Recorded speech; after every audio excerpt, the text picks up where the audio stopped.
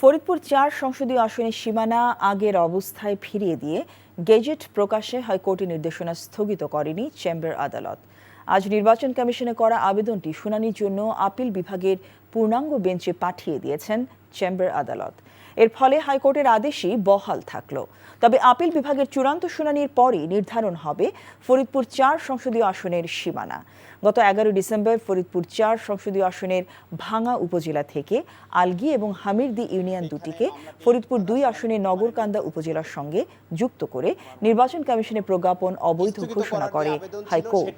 নামঞ্জুর করেছেন, অর্থাৎ চেম্বার কোর্টের আজকের আদেশের মাধ্যমে আমাদের হাইকোর্টের প্রদত্ত রায়টি বহাল রইল। এই আপিলটি পূর্ণাঙ্গ পরবর্তী শুনানির জন্য আগামী জানুয়ারির ৪ তারিখে আমাদের যে ফুল কোর্ট আছে আপিল বিভাগের, সেখানে পূর্ণাঙ্গ শুনানি করে সর্বশেষ সিদ্ধান্ত গৃহীত হবে।